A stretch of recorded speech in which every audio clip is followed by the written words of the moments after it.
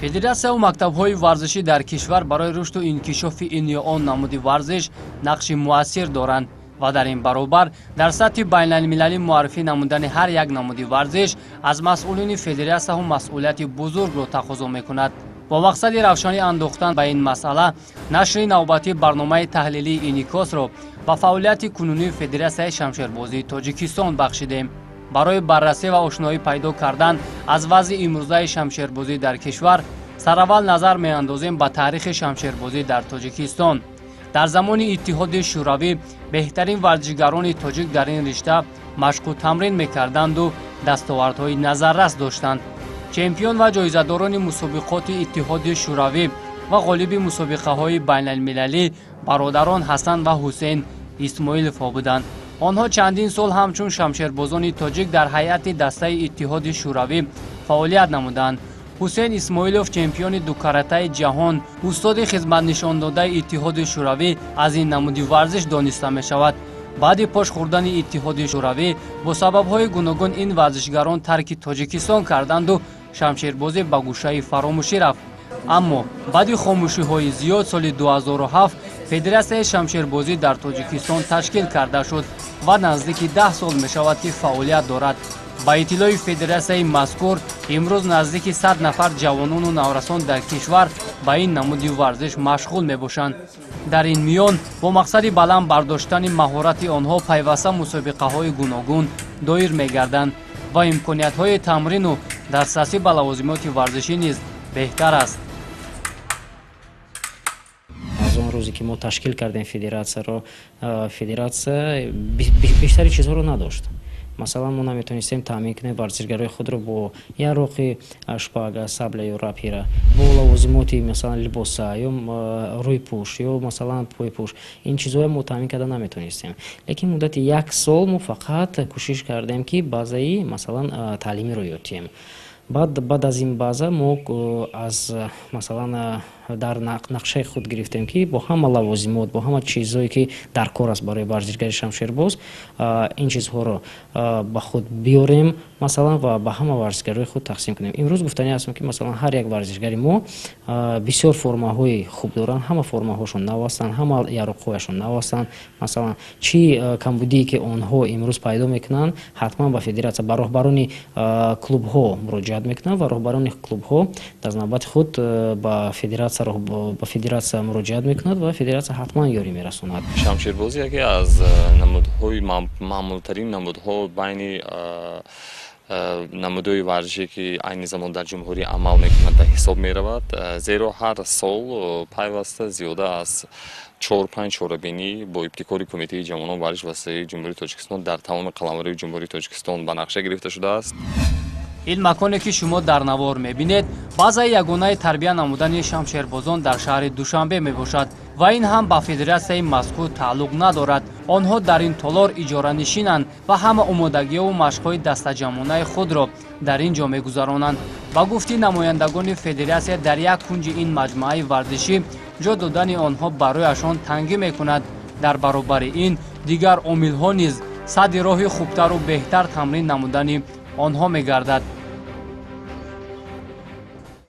дар ин намуди варзиш барои мо аслан намерасад толори варзиши шахсӣ, тол ки мо дар варзишгоҳи кумитаи андоз машқ мекунем ва барои ҳамин мо ба зали шахсӣ дар кор ки аз беғази намуди варзиши мо дигар нафар ба мо халалдор нарасонад ва ё шогирдони мо нотарсида рафту омад кунанд.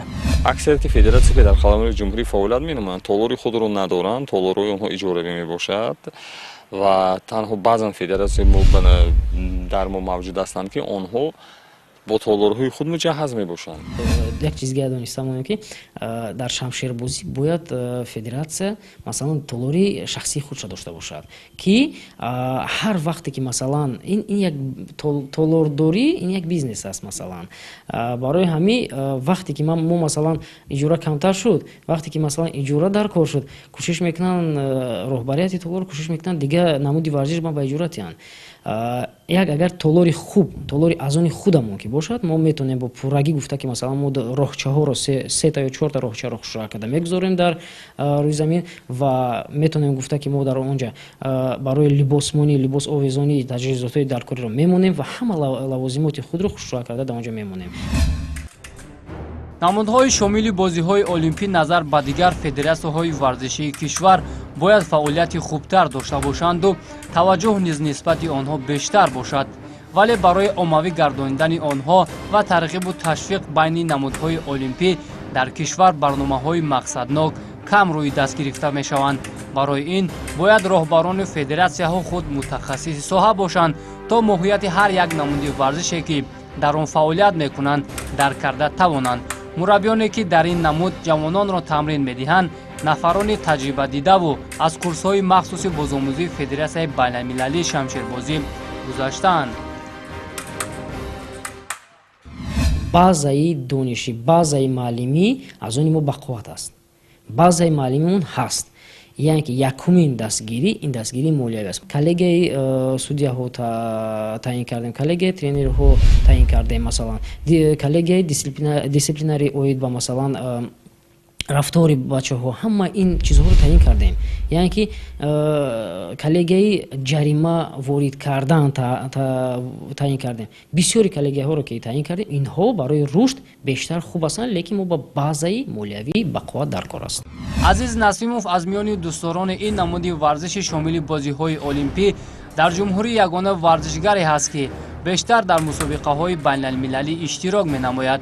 аммо дар сабаби музаффариятҳои ин шамшербози тоҷик ягон дастовард аз сабқатҳои байналмилалӣ ба мушоҳида намерасад. омили асосӣ дар чӣ бошад? ҳамчун варзишгар ман ҷавоб медиҳам ки таҷрибаи ман ва ё дигар шогирдони мо камтар мебошад. сабаб дар он ки мо нав сар кардем, солҳои кам аст ки мо машқ мекунем ва аз онҳо мо пурсон мешавем ки чанд қадар сол барои мо муҳим аст, даркор аст. мегӯянд ки зиёда аз 10 сол худашон бошад, на кам аз 20 сол 15 сол машқ кардагӣ ва барои ҳамин таҷрибаи бисёр онҳо доранд. бо иштироки як нафар дар мусобиқаҳои қитъавию ҷаҳонӣ натиҷа ба даст овардан мушкил аст, мегӯянд мураббиёни соҳа. варзишгарони мо кам имконият доранд ки масалан дар мусобиқаҳои ҷаҳонӣ иштирок кунанд. агар инҳо дар мусобиқаҳои ҷаҳонӣ иштирок кунанд ё ки осиёба иштирок кунанд, берун аз давлат ҷамъомадҳои берун аз давлат бештар иштирок кунанд. то ҳол ино иштирок карда истоданд, лекин мо кӯшиш кардем ки як нафар ё ду нафар дар ҳар як мусобиқа масалан равона намоем. лекин баъзан давлатҳое ҳастанд ки то 20 нафар варзишгар мебиёранд. ҳам гурӯҳӣ ба иштирок мекунанд, ҳам ягонагӣ ба иштирок мекунанд. масалан ба ғайр аз мусобиқа ба иштирок кардан онҳо кӯшиш мекунанд ҷамъомадҳо рӯй кунанд. масалан ин чизҳо мо ба камбудӣ аст.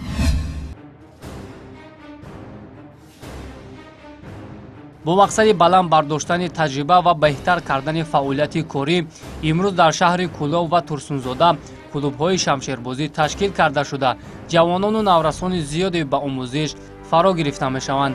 дар шаҳри Кӯлов дар як муддати кӯтоҳ дар 3 мактаби варзишӣ тамрини ин намуд ҷорӣ карда шуд ки он шаҳодати бештар гаштани роғибону дӯстдорони шамшербозӣ дар минтақаҳо ба ҳисоб меравад. дар ҳамин робита мусобиқаҳо низ пайваста доир карда мешаванд ки варзишгарон барои малакаи худро бештар намуда миёни ҳам нерӯсанҷӣ мекунанд. аммо ин танҳо қадами аввал аст. ин намуди варзиш нав аст, дар шаҳри Кӯлов нав рушд истодааст ва мо бисёр ҷавононро аз ройгон ба клуб даъват мекунем ва мактабҳои хонандагони мактаб ва донишҷӯёнро ба ҳар як мактаб ва донишгоҳ донишкадаҳо муроҷиат менамоем ки ин намуди варзиш нав шудааст ва ройгон мебошад, ба клуб даъват менамоем. мусобиқаҳое ки дар дохили давлат мо мегузаронем, бисёр мусобиқаҳо мегузаронем. масалан ҷоми федератсия мегузаронем, мусобиқаи ҷумҳуриявӣ мегузаронем, масалан байни наврасону байни калонсолон мегузаронем ва ҷамъомадҳо мегузаронем дар ҳама шаҳрҳо, дар Кӯлоба мегузаронем, Турсунзода ва Душанбеба. ино якум қадам ҳастанд барои ҳар як варзишгар. инҷа дуюм қадам асосии қадам ҳаст ки масалан маблағгузории сарпарастӣ барои онҳо лозим аст ки онҳо ба мусобиқаҳои ҷаҳонӣ бароянд.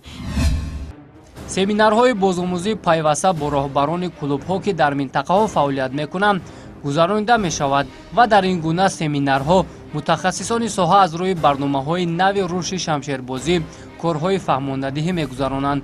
ин иқдом ба хотири баланд бардоштани сатҳи варзиши шамшербозӣ ки шомили бозиҳои олимпист равона карда мешавад ва ба ин роҳ федератсияи мазкур мехоҳад ҳарчи зиёд ҷавонону наврасонро ба тамрини ин риштаи варзиш ҷалб созад ва аз миёни онҳо варзишгарони сатҳи касбиро тарбият намояд. аммо масъулини кумитаи ҷавонон варзиш ва сайёҳӣ назди ҳукумати ҷумҳурии тоҷикистон бошанд бар он назаранд ки танҳо дар ҳамкорӣ бо масъулини соҳаи варзиши кишвар федератсия рушд ва инкишоф ёфта метавонад.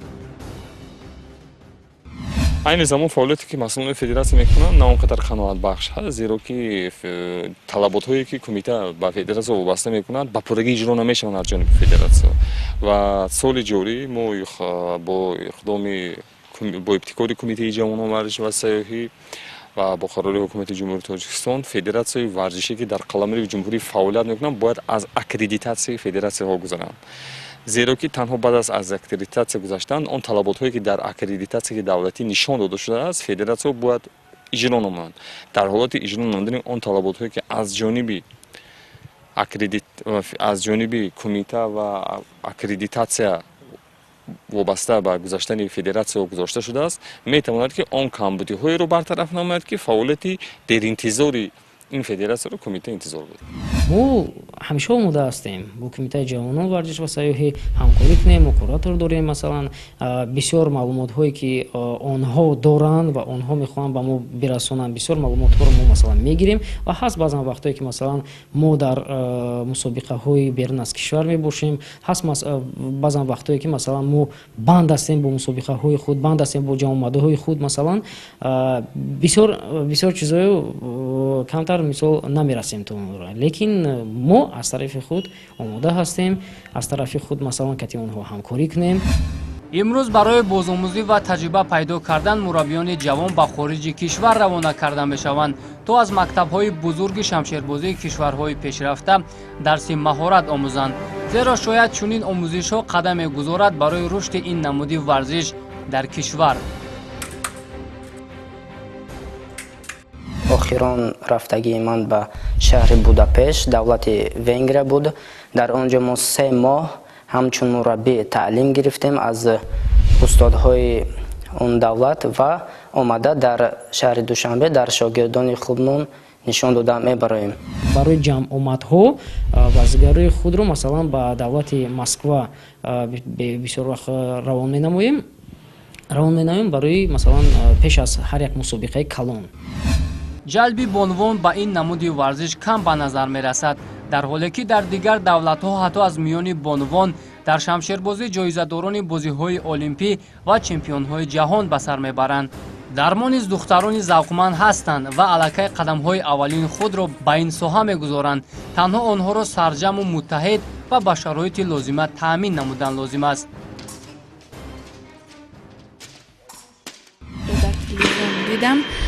ва ман ба Насимов Азиз омада муроҷиат кардам. Он кас мураббии ман аст ва он кас маро қабул кардам чун шогирд ва то ҳол 5 моҳ шудааст. муддати 5 моҳ ман машқ дорам. то муддати 5 моҳ ман қоидаи варзишро аз худ кардам, вале то ҳол ба мусобиқа набаромадам ва кӯшиш мекунам ки ба мусобиқаҳо баромада номи Тоҷикистонро баланд бардорам.